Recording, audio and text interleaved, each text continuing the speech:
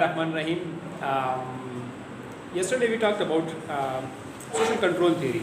Today's topic is labeling theory. Social control theory usually it says that people, if given chance, they will commit crime, but it is the social ties, social bonds that have forbidden us to commit different kind of crimes. जो हमारे ताल्लुकात हैं teachers के साथ, parents के साथ, friends के साथ, तो जिसके जितने ज़्यादा स्ट्रॉन्ग बॉन्ड्स होंगे उतने ही बॉन्ड का मतलब अटैचमेंट, इन्वॉल्वमेंट और इस तरह की वो चार मुख्तलिफ फैक्टर्स थे.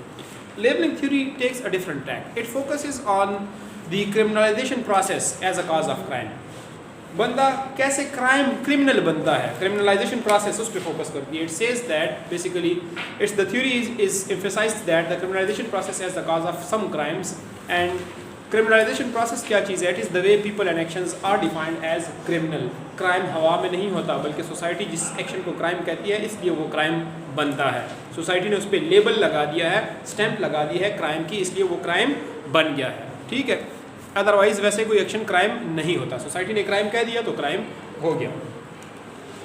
The labeling theory argues that once a person commits a crime, a first criminal act, and gets processed in the system, they are labeled negatively as a criminal. क्या कह रही है? It argues that once a person commits a first criminal act and gets processed in the system, they are negatively labeled as criminal. The label becomes a self-fulfilling prophecy. Label क्या हो जाता है? It becomes a self-fulfilling prophecy. क्या मतलब है इसका? आइए इस पे आगे बात करते हैं. एक शख्स था, हावर्ड बेकर इसका नाम है. Howard Becker he wrote a book in 1963 और बुक का नाम था आउटसाइडर. क्या नाम था? आउटसाइडर. इस किताब में बेसिकली वो बात कर रहा है आउटसाइडर्स पे, डिविएंट्स पे, क्रिमिनल्स पे, कि उनको हमने आउटसाइडर करार दे दिए. कैसे करार दे दिए? उसके अल्फाज देखें. ही says that deviance is a social creation in which social groups create deviance by making the rules whose infraction constitutes deviance, and by applying those rules to a particular group and label them as outsiders. क्या कह रहा है? कि deviance is a social creation in which social groups create deviance by making rules whose infraction constitute deviance. यानी कि deviance social creation है, ये universal चीज़ नहीं है, सोसाइटी बनाई हुई है. कैसे बनाई हुई है? जिसमें कि एक सोशल ग्रुप है. Social group creates deviance by making rules. एक सोशल ग्रुप ऐसे रूल्स बना देता है कि जिस बंदे ने ये रूल वायलेट किया वो डिविएंट हो गया. And by applying those rule to particular people and label them as outsiders. फिर कुछ लोगों जिन्होंने वो रूल ब्रेक किए उन पर इन्होंने लेबल लगा देते हैं कि ये क्या है? आउटसाइडर्स हैं. लेबल लगा के क्या कहते हैं कि ये आउटसाइडर्स हैं. बेकर ने कहा, he says that there are at least 4 different kind of our behaviour. Criminal behaviour की बात करें तो कम से कम 4 किस्म के बिहेवियर्स आते हैं. Behaviour can be grouped into 4 different categories. पहला behaviour that is conforming behaviour है. कौन सा बिहेवियर है? कन्फर्मिंग बिहेवियर है. एक शख्स है, लॉ अबाइडिंग है और ओबीडियंट बिहेवियर है उसका, और सोसाइटी ने भी उसको ओबीडियंट करार दे दिया हुआ है. ठीक है, तो इसको हम कहते हैं कन्फर्मिंग. पहले तीन चारों के नाम ले लो, फिर इस पर डिटेल में बात करते हैं. एक है कन्फर्मिंग बिहेवियर, दूसरा है प्योर डिविएंट बिहेवियर, तीसरा है सीक्रेट डिविएंट बिहेवियर, एंड चौथा है फॉल्सली एक्यूज्ड डिविएंट बिहेवियर.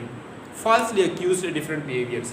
या आप कह सकते हैं कि 4 किस्म के सोसाइटी में लोग होते हैं क्रिमिनल कॉन्टेक्स्ट में. ओबीडियंट है, कन्फर्मिस्ट है, प्योर डिविएंट है, सीक्रेट डिविएंट है और फॉल्सली एक्यूज्ड है. ठीक है, ये बकर की बात थी. Conforming there represents those individuals who have engaged in obedient behavior. Remember, दो चीज़ें हो रही होंगी. एक, they have engaged in obedient behavior and that has been viewed as obedient behavior, not been perceived as deviant. Society ने भी उसको obedient कहा हुआ है. वो obedient हैं और सोसाइटी भी कहती है कि हाँ obedient हैं. इस किस्म को लोगों को टर्म किया गया हुआ, कैटेगराइज किया गया हुआ है एज कॉन्फॉर्मिस्ट. ठीक है, ये कॉन्फॉर्मिंग है, ये कॉन्फॉर्मिंग कैटेगरी है. दूसरी category that is pure deviant. Pure deviant represent those individuals who have engaged in rule breaking और डिविएंट बिहेवियर. एक तरफ उन्होंने रूल ब्रेकिंग डिविएंट बिहेवियर भी किया and that has been recognised as such as well. इसको ऐसा ही recognise भी किया गया. सोसाइटी ने भी कहा कि yes they have broken the rules, they are deviant, and therefore they would be labelled as deviant by the society. तो प्योर डिविएंट कौन हो गए? जिनका बिहेवियर भी डिविएंट और सोसाइटी ने भी उनको डिविएंट करार दिया हुआ है. Then there are third category, secret deviant. Secret deviants, they represent those individuals who have engaged in rule breaking or deviant behavior but not have been perceived as deviant by society. Deviant behavior किया है, rule breaking की है, लेकिन society ने उनको अभी label नहीं लगाया डिविएंट नहीं करार दिया, पकड़े नहीं गए, कुछ और हुआ लेट्स से, तो उनको सोसाइटी ने लेबल नहीं किया, तो ये है secret deviants. Therefore they have not been labelled as deviant. Deviant है पर सीक्रेटली, सोसाइटी ने इनको रिकॉग्नाइज नहीं किया, ठीक है। और तीसरा है फॉल्सली अक्यूज्ड। ये वो कैटेगरी है, it represents those individuals who have engaged in obedient behavior but have been perceived as deviant. Behaviour इनका ओबीडियंट है लेकिन सोसाइटी का परसेप्शन है कि ये डिविएंट है, therefore they would be labelled as falsely labelled as deviant. तो ये फॉल्सली अक्यूज हो गए। इसका मतलब क्या हुआ, बेकर के कहने का मतलब ये है कि सोसाइटी के जो लेबल्स हैं बहुत स्ट्रांग हैं। It is the society which decides which action should be deviant act और criminal act and which action should be called a conforming act और ओबीडियंट एक्ट, ठीक है। 63 में उसने ये बात की। 66 में एरिक्सन ने इसको एक्सपेंड किया to include the function of deviance, कि डिविएंस से होता क्या है, डिविएंस का फंक्शन, डिविएंस क्या काम करती है। Erikson says that how societal reaction to deviance stigmatises the offender. वो कहते हैं डिविएंस से सोसाइटी स्टिग्मेटाइज करती है ऑफेंडर्स को। स्टिग्मेटाइज किसे कहते हैं, स्टिग्मा बेसिकली, स्टिग्मा निशान को कहते हैं, ठीक है, निशान ऐसा जिससे कोई पहचाना जाए। आपके माथे पे कोई निशान हो, लेट से माथे पे कट का निशान है, वो आपका स्टिग्मा है। जो ज़ूलॉजी वाले बेसिकली जो तितली होती है, तितली के परों के ऊपर जो निशान होते हैं उनको भी स्टिग्मा कहते हैं। तितली के परों के निशान को स्टिग्मा कहते हैं। या आपकी बॉडी पे कोई बर्थ मार्क है उसको भी स्टिग्मा कहते हैं। तो स्टिग्मा निशान को कहते हैं जिससे को कोई पहचाना जाए, अलग हो, तशखीस हो उसकी। तो वो कहते हैं societal reaction to deviance excuse me stigmatises the offenders. Offenders पे एक किस्म की स्टैंप लग जाती है, लेबल लग जाती है, एंड सेपरेट्स हिम और her from the rest of the society. उसको आम सोसाइटी से, रेस्ट ऑफ द सोसाइटी से अलग कर दिया। क्या कर दिया, अलग कर दिया, सेपरेट कर दिया। बेकर के मुताबिक आउटसाइडर बना दिया। क्या बना दिया, outsider. He is from the out group not the in group, ठीक है। The result of the stigmatisation, Erikson says, is a self fulfilling prophecy in which the offenders come to view themselves in the same way as the society does. अब कहते हैं इस label से होता क्या है, इस लेबल से होता यह है कि सोसाइटी जैसे बंदे को कहती है, बंदा भी खुद को वैसा ही बना लेता है। जैसा सोसाइटी ने कहा, बंदे ने खुद को वैसा बनाना शुरू कर दिया।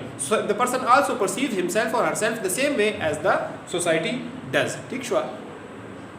अब लेबलिंग थ्योरी का क्राइम पे क्या पर्सपेक्टिव है, इसे कि crime basically labelling theories assert that crime is defined into existence rather than discovered. Crime discover नहीं होता, डिफाइंड इनटू एग्जिस्टेंस होता है। इसकी सोसाइटी ने एक एक्शन को क्रिमिनल करार दे दिया तो क्रिमिनल बन गया, डिस्कवर नहीं हुआ, डिफाइंड हुआ है, ठीक है।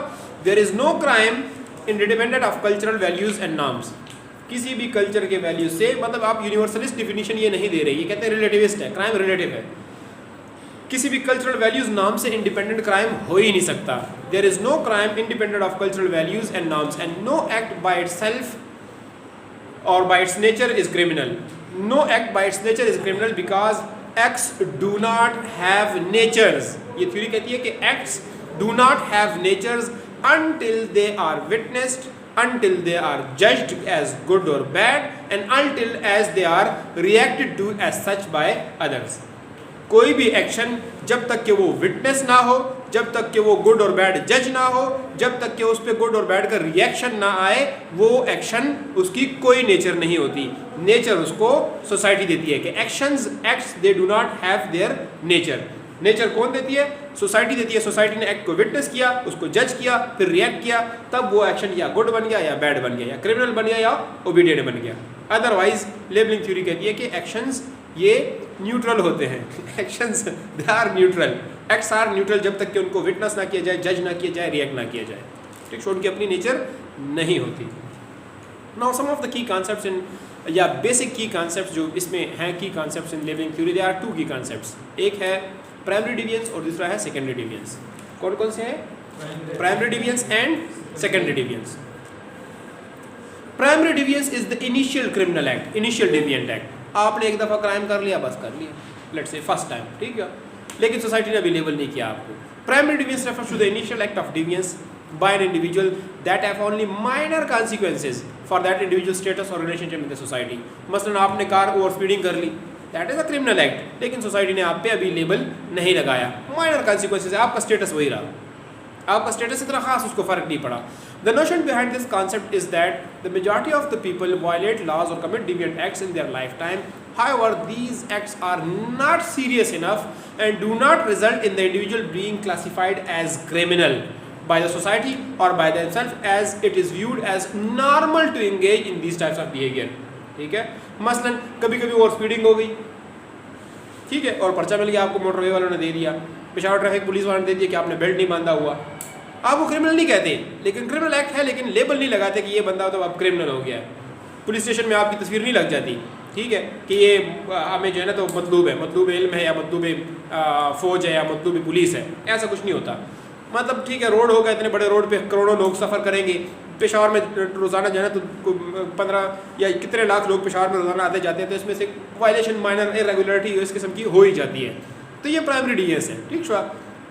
या कभी कभी यार दोस्तों में किसी ने सिगरेट पी लिया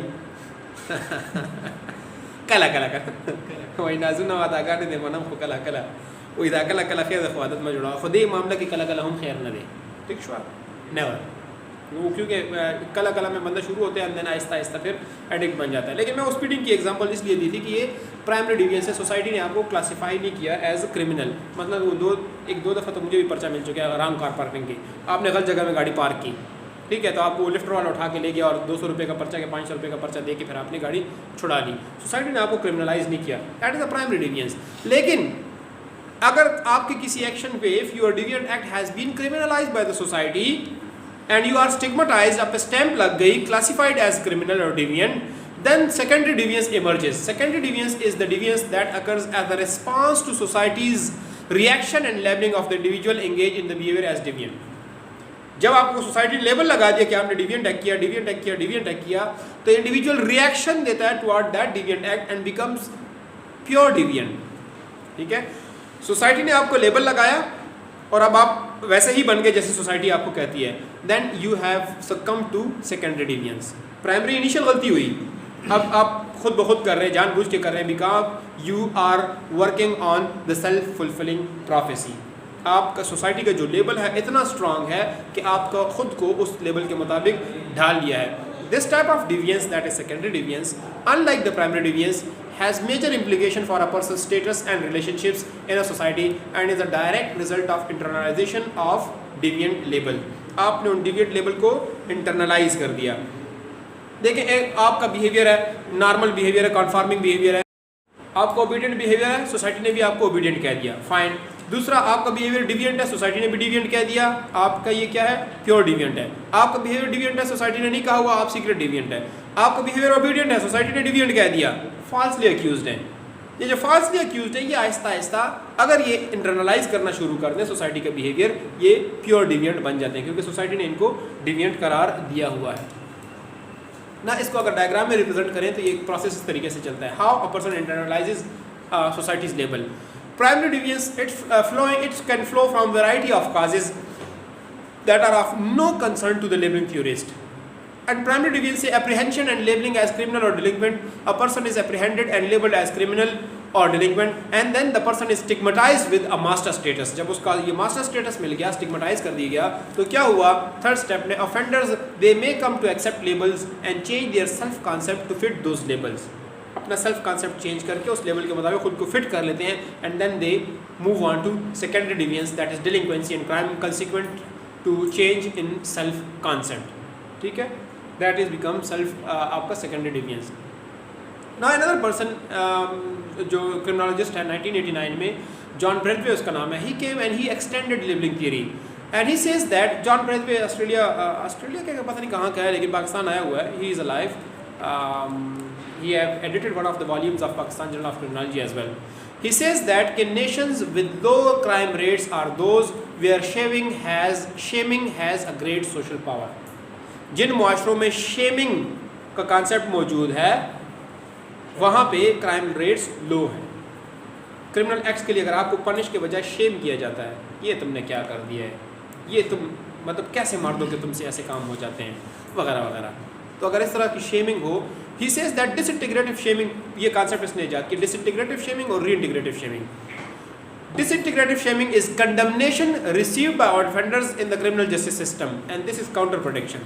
हमारा criminal justice system मतलब क्राइम में सज़ा क्यों देते हैं, जेल भेजो, सज़ाए मौत दे दो, जुर्माना कर दो, कि अगले बंदे पे डर पैदा हो, क्या हो, डर पैदा हो, कंडेम्ड हो, कहते हैं ये काउंटर प्रोडक्टिव है, बंदे में डर भी पैदा नहीं होता और बंदा क्रिमिनल उससे क्राइम उससे निकलता ही नहीं है, डिविएंस उससे निकलती नहीं है। कहते हैं instead of disintegrative shaming we should practise reintegrative shaming. Reintegrative shaming क्या चीज़ है? According to John Braithwaite, it is a method of condemning the offenders acts without condemning him और हर पर्सन हो, कि क्राइम को कंडेम करो, criminal को नहीं।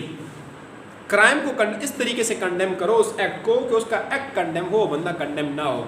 इससे शर्मिंदगी पैदा होगी, शेमिंग पैदा होगी, रीइंटीग्रेटिव शेमिंग होगी और वो शख्स जो है सोसाइटी का एक प्रोडक्टिव मेंबर बने। मतलब आपके अंदर अपने एक्शन का पछतावा पैदा हो जाए ना, रिमोर्स पैदा हो जाए, पछतावा पैदा हो जाए, तो तब जो है ना आप कहेंगे यार मुझसे क्या गलती हो गई।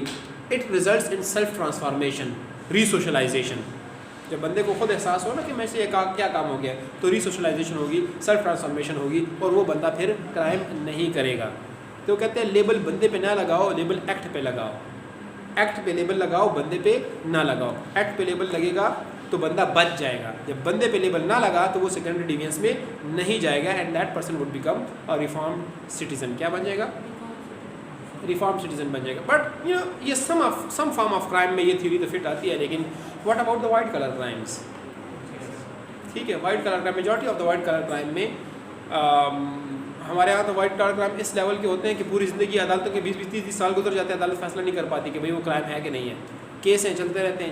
अक्सर सियासतदानों के ब्यूरोक्रेट्स के केस हैं, चलते रहते हैं और ना किसी को कोई अक्यूज़ हैं, कन्विक्टेड कोई नहीं है।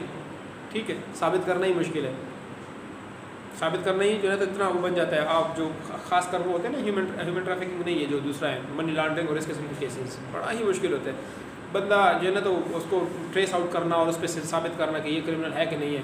So how can you label them पे? ठीक है, लेबलिंग की वजह से तो नहीं कर रहा, फिर ठीक ठाक उसका बिहेवियर है, लेकिन वो मनी लॉन्ड्रिंग कर रहा है। उसने मनी लॉन्ड्रिंग को समझा ही नहीं है, सोसाइटी ने शायद उसको मनी लॉन्ड्रिंग को सोसाइटी ने क्राइम समझा ही नहीं हुआ। स्टेट कहती है कि क्राइम है, सोसाइटी में जनरली एक किस्म से एक्सेप्टेड है। मैंने आप सबके ग्रुप में एक पेपर भेजा हुआ है, लिंक भेजा हुआ है एक पेपर का। if you check it, it's called, the paper is titled